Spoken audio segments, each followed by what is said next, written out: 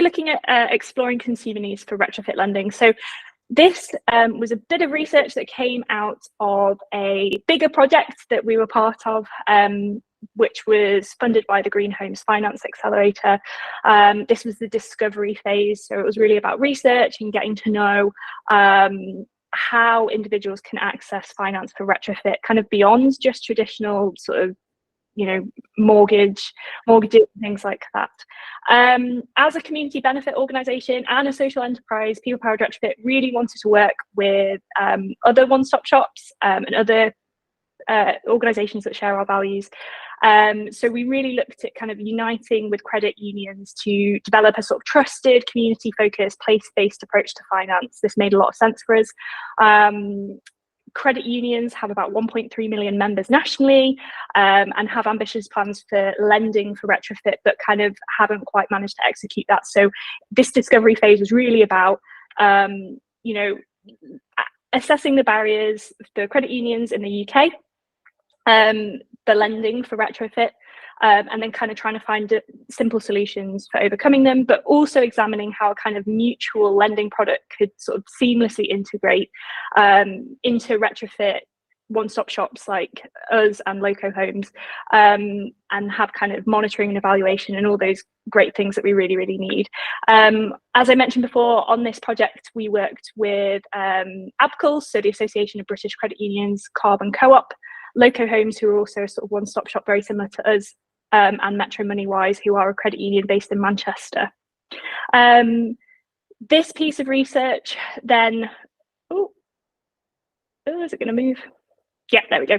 This piece of research was really about, that we're talking about here, was about assessing the consumer needs behind all of that. I think there's a lot of research out there about the different policy measures that are needed to kind of really scale and grow retrofit. There's a lot about what type of finance are best for payback periods, but actually very little on what people are actually interested in a finance product, what their attitudes are, if at all. So we really wanted to understand, as part of this research, our aims were, how do owner-occupier, members of credit unions and retrofit one-stop shops perceive borrowing for home retrofit? So what are their needs? What are their risk appetites? What barriers do they face? And to what extent can a community-based approach to financing actually overcome these barriers to meet their needs? And how we did it is we kind of did 3 surveys. The people that we were surveying had slightly different persona types. So there were 3 very slightly different surveys that kind of asked different questions phrased in different ways. The first survey went to members of Metro Moneywise Credit Union. Survey 2 were the clients and investor members of People Powered Retrofit and Carbon Co-op, who were kind of the early adopters, the retrofitters that are kind of already doing work, and also the members of Loco Homes, Glasgow based. There's a slightly different Scottish context. If you have any questions about that, Tom is on the Q&A. He'll be able to answer all your questions. We actually had quite a few responses to this, far more than I was expecting actually. We had really rich data that came out of this, and it was actually a really interesting piece of work. So what this presentation will now do is just show you a few of the highlights. At the end of the presentation, there is a link to our report that Sandy and I have worked on together. Sandy made it beautiful and drew it all together, so it's all really interesting. I'd really encourage you to download it and have a read of it, because I'm kind of just skimming over some of the ideas here, and there's a lot more detail in there. And also, as I said, there's not a huge amount of research out and about on this, and so it's important to share. So one of the first highlights that kind of came out of this was that members of credit unions and one-stop shops are already carrying out retrofit work, but with drastically different scales and budgets. So the members of kind of Loco Homes and clients, People Powered Retrofit, are the highly motivated early adopters. But credit union members are also really interested in energy efficiency, and they're already doing work in their own homes. As it says there, the big difference is in budget types. So credit union members generally had a budget of about 5,000 to 30,000 for their retrofit projects, although 28% of respondents didn't actually know how much they'd be happy to spend on retrofit. And I think this is really interesting, because there was quite clearly a sort of a lack of understanding or knowledge sort of understandably so, around kind of what you could do with retrofit, how much it was going to cost. And so there was sort of a lack of clarity there. But they are actually doing work, which is obviously really important. The members of, Loco Home, People Powered Retrofit, as I said, these are the highly motivated early adopters.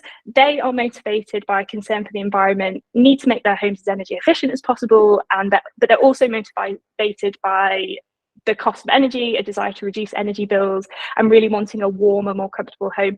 Their budgets were quite drastically different. So we're looking at kind of from £5,000 all the way up to £100,000, with the majority kind of sitting between £10,000 and £50,000. And what was interesting about this is that this range was fairly consistent with research that we did in 2019, which also indicated that the 10 to 50k mark was about average for early adopters, which kind of shows that despite the big fluctuations in interest rate rises and cost of living crises, that actually the early adopters generally are less affected by these kind of economic movements. I mean, it's obviously nuanced and we could get into it, but on the whole, that was kind of what came out. The second big headline was that personal funds are the primary way homeowners are financing their retrofit. And this was across all groups. So personal funds were by far the most common way of financing measures. And we will talk a little bit about why that might be. Credit union members, the same for them as well. Those who had already carried out retrofit measures, the credit union members, 42% had used personal funds, 25% had used loans, and 17% had used grants, such as kind of the Warm Home Scheme. 70% of the credit union respondents had taken out loans previously from their credit union. And out of these, 40% had said that they'd use them for home improvements. And I think there is a slight learning to be had about the phrase home improvements. I think most people who sit in the retrofit sphere would perhaps really kind of clarify that retrofit and home improvements are slightly different things. But for most of the the credit union members, they didn't see a distinction between that. And I think that's a really important thing to consider when we're kind of developing these narratives around the products that we're creating, that actually we need to think more carefully about kind of how we're monitoring what home improvements mean, and also there's potentially like an education piece there as well.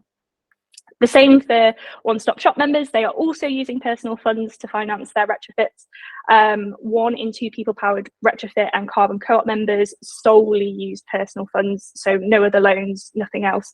While 1 in 4 Loco Home members reporting the same. Obviously, Loco Homes, as I said, are Glasgow-based, Scottish-based. There's a different context there. The Loco Homes members were using a mix of methods generally. So they were perhaps a little bit of government grant, a little bit of personal funds, a little bit of a loan. And again, that's to do with that Scottish context.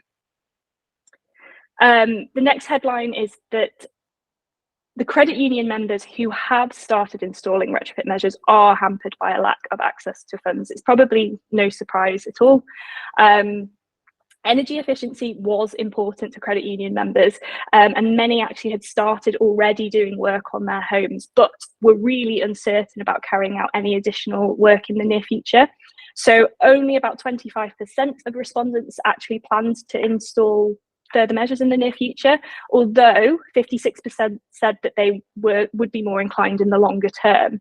One of the biggest barriers to them when we asked them was this access to funds. So 86% of credit union respondents said that they haven't been able to afford carrying out all the work in one go, and they're probably not likely to.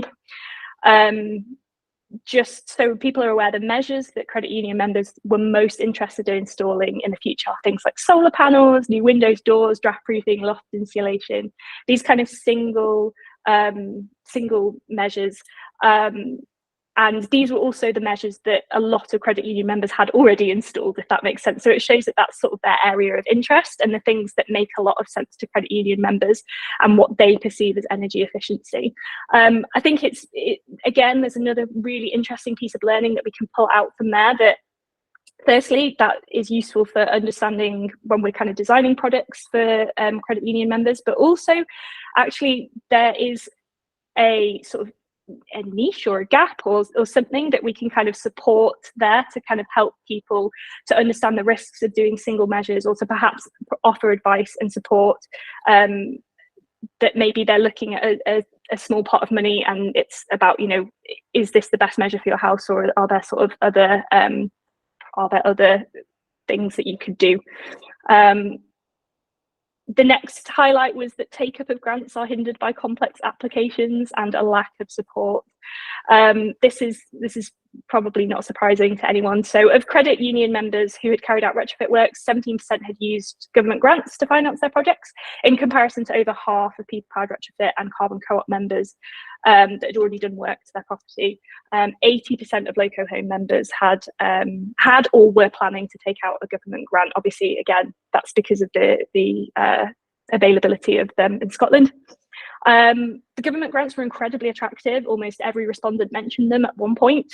Even in credit unions, they were aware that government grants were available. However, the people that had accessed them cited a number of issues, and these were that government grants were confusing criteria with poor information and eligibility. It was a slow, difficult application process, and there was really a lack of support and communication, which meant the whole thing was often stalled.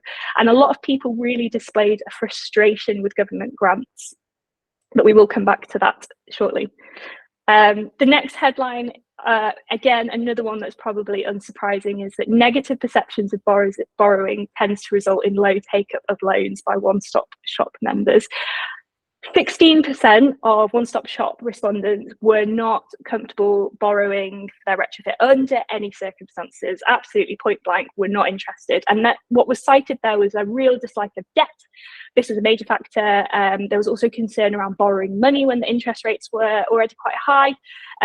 But also, funnily enough, a real concern about government grant availability. And again, I will come back to that in a minute. A lot of people really saw savings as the only viable option to kind of progress a retrofit forward.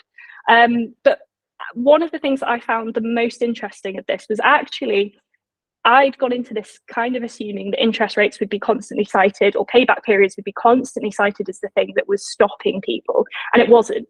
Borrowing was actually seen by a lot of respondents as faffy, a pain. You had to get all your stuff together and you've got to send it off, and then you've got to talk to somebody, and I don't really know who I need to talk to. It was a real faff, and it was much less straightforward than just using your personal funds. They knew that they could access them whenever they wanted. So I found that really interesting. I wasn't expecting that to kind of come out. Other respondents kind of cited that they were too old and they were worried about kind of repayments and not being able to repay it. Other people were worried about too small of an income to qualify. There were things, and then again, the typical things of a cost of living crisis and other personal factors that might limit their ability to pay back a loan on top of potentially spiraling costs. I want to just mention payback periods. You hear a lot about payback periods in the literature around retrofit financing. Payback periods was not always the top concern when considering for borrowing for retrofit. Out of 31 responses on a question around this, only 2 people mentioned that payback periods would be an issue not to borrow. It isn't something that people necessarily are concerned about when you actually dig a little bit deeper. And it really aligns with actually UKGBC's recommendation that the retrofit narrative really needs to move away from payback periods, because they're limiting as a motivating factor. They often payback periods are too closely aligned with property tenure, and they also fail to take into account kind of more emotional factors that are associated with decision making. So yeah, and there was quite a lot on the negative perceptions of borrowing, and I found it incredibly fascinating that although people didn't want to borrow, only 16% flat out didn't, and actually it was so nuanced, their reasoning. It wasn't just, interest rates are too high.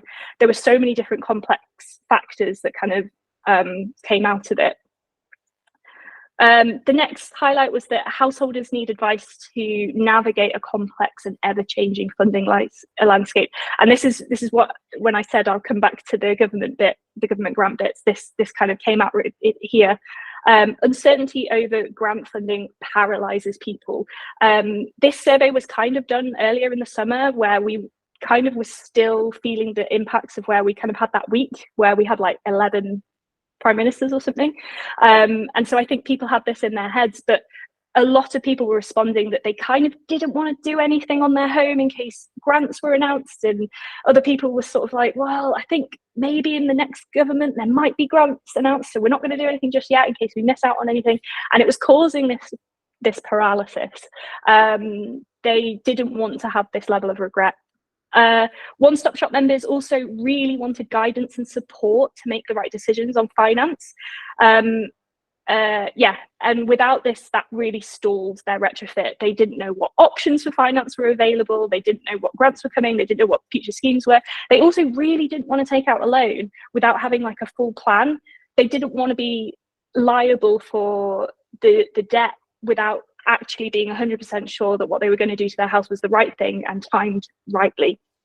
There was lots of things around, I don't quite know where I can get the money, but also I don't know if this is the right time, and lots of uncertainty that was really stopping people from progressing forward. The next highlight was that credit unions are in a strong position to provide finance for retrofit because they're perceived by members and non-members alike as trusted community organisations. So credit union respondents themselves were incredibly positive about their experience of borrowing with the union. They tended to say that they saw their credit union as less risky, simpler, safer. They were more comfortable borrowing than with other lenders. And these perceived benefits were also present in the one-stop shop members as well, even though 76% of the one-stop shop members had never been with a credit union. We actually asked, what 3 words do you think best describes credit unions? And the responses talked about community, people, ethics, the local context, and in general their perception again was overwhelmingly positive. On one of the questions that I wrote, we looked at what people would really want out of a lender. You know, what would encourage them to lend, to borrow rather, and what would they be looking for from their lender?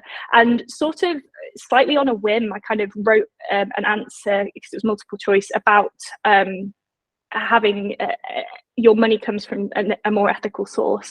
And I didn't really expect many people to pick that, and that ended up being one of the highest from that question, which kind of demonstrates that there is this want for kind of an ethical source for lending, which really quite surprised me.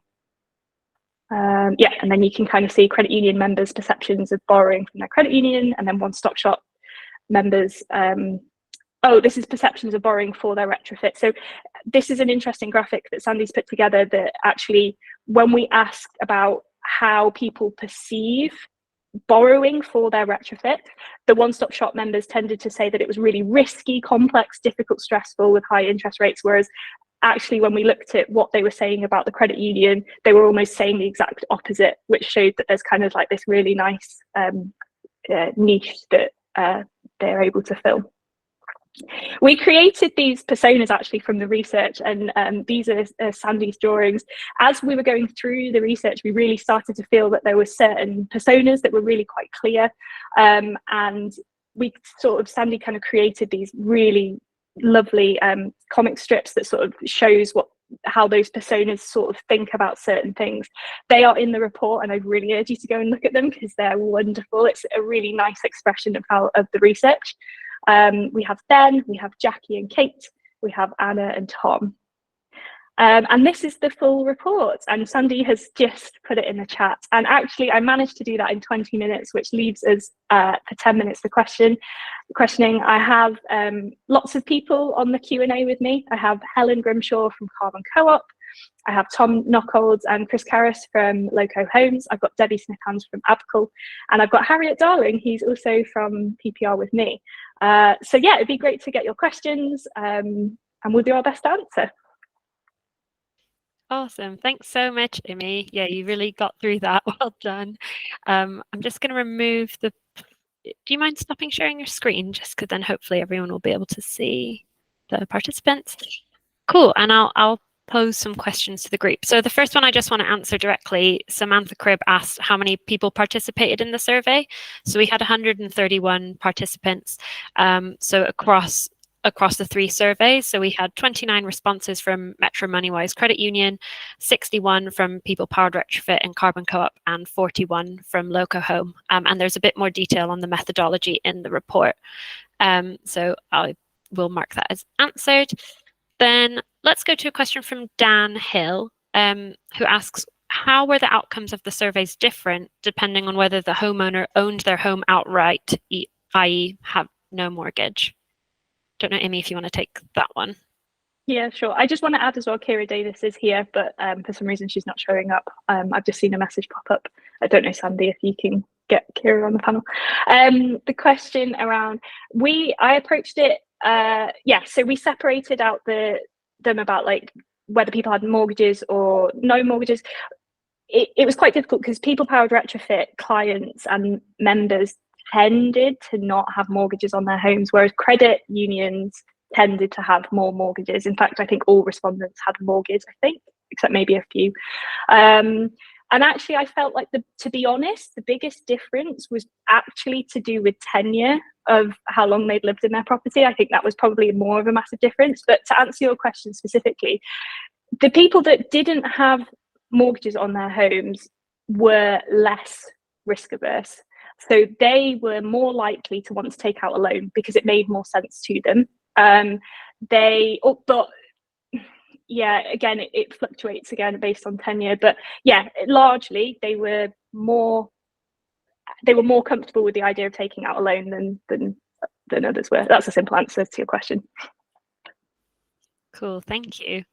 Then I'm gonna put one more question out that's kind of about the survey, and then we've got some questions that are more about kind of solutions and moving forward. So Louise asks, did respondents expect the value of their home would go up because of home improvement and retrofit measures? I'm not sure if this was something we really covered too much in the survey, but Imi, was there anything that came up on that you wanted to highlight? No, we didn't really look at that, to be honest. We had to be quite selective of the questions that we wanted to ask, and we really wanted to look specifically at attitudes towards lending. I can see maybe we should have included a question on that, but we didn't ask, actually. That's cool. Okay, cool. So next question, again from Dan Hill, and maybe anyone can come in on this who has thoughts on it.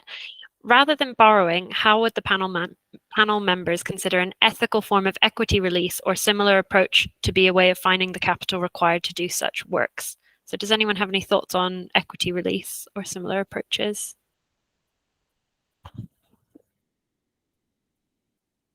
Don't all jump in. Dan, it might be that no one here has strong feelings about that. I think the focus of our research within this discovery project was really looking at credit union lending as a mode for retrofit finance. So that might be why we don't have anything particular to say on that, but an interesting topic, and thank you for asking. Louise asks about, have we picked up on how this can work for some Muslims who do not want to get involved in interest payments? And she's shared a link to Islamic finance in the UK from money.co.uk. So does anyone have any thoughts or insights on that? I can answer that one. Yeah, go ahead, so with the credit union, we're non-profit making. So any surplus that we make goes back to our members in the form of a dividend.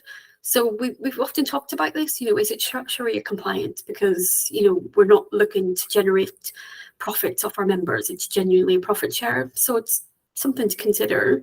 It's quite an interesting question, really.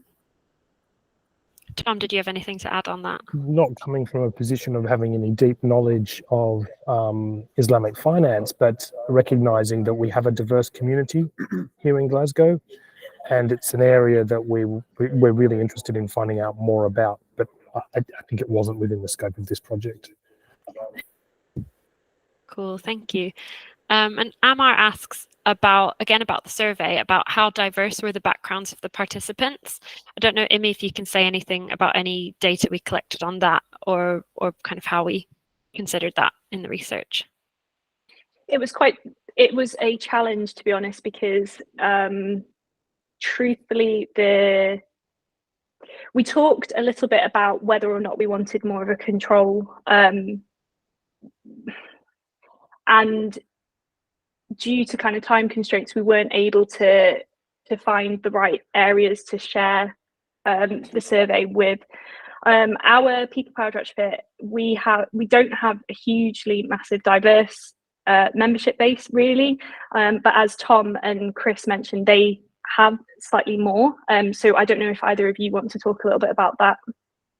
I think probably we jump in if you disagree with this, Chris, but I think we would say the same. We don't have a diverse membership as it stands right now, but we are keen to grow the appeal of our organisation, to increase that diversity, or to support aligned or parallel organisations to emerge to support those communities, whatever's most appropriate. But I think the honest answer is that we kind of know who answered those surveys, and the diversity is not great. I think we're possibly all assuming we're talking about ethnic diversity here. I wanted to add something here, which is that there was a really interesting study published during the course of our project from a different source, from the UK ERC at the Energy Research Council, which showed from studies of government grants that there's concentrations of recipients of government subsidies and for retrofit in particular communities. So there was one dive into that data, found that it become really popular to get a grant for loft insulation, and I think it was the demographic was described as Asian terrace dwellers in the Midlands. I can't remember where it was exactly, but the point is, it backed up the kind of theory of one-stop shops and community-led one-stop shops, is that community-based social marketing, like driving connections and driving the spread of the idea through interpersonal connections, is a really powerful way of doing that. But we need to have better ways of reaching out into more diverse communities. So it's relevant, but we didn't really sort of tackle it head on in this project. Yeah. Thanks, Chris. If you have a link to that research, will you send it to me? I can send it out to everyone after the call. That'd be great. Cool. I think we have time for just one more question. So I want to go to this one from Matthew and see if anyone has any thoughts. Has any consideration been given to the signposting from one-stop shop to credit union? How would a customer be introduced to the credit union? I think this touches on some of the other bits of research we did during the discovery phase. So I don't know if anyone wants to come in on that.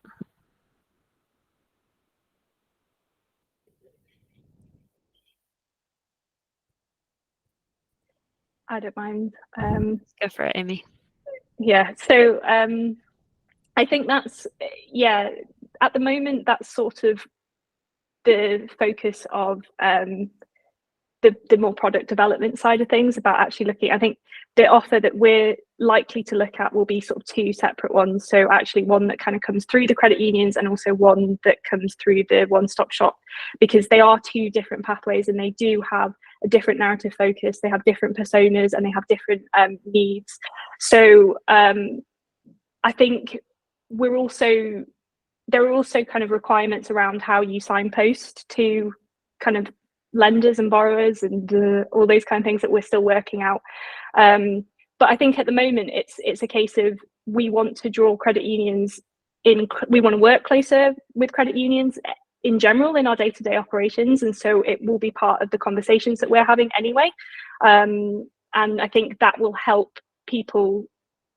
Yeah, I think that will help unite the two together. I feel like there's a really wishy-washy answer, but yeah, I don't know if anyone else wants to add something more coherent than my terrible rambling. Not terrible at all. Just before we finish up, does anyone else from the panel have anything they want to add about the research or anything like that? I think just following on from what Amy was saying, there's a big part of the research is finding the gap in education, both from our members, in terms of what they can do with retrofit and what it costs, and then from the one-stop shop members about what is a credit union, what ethical finance options are available. So I think that was one of the things we wanted to look at in the next phase, about how we educate both our members and your customers to kind of bring those two together. Awesome. Yeah, that's really great. Cool. I think we're at time. We've managed to rattle through loads in a lunchtime webinar. I hope that this has been helpful for everyone who's attended. And thanks so much for coming, everyone who's on the panel. We'll put a recording up on YouTube probably tomorrow, and I'll send some of those links through in the follow-up email for everyone to see. But yeah, thanks so much, Amy, and take care, everyone. Have a good afternoon.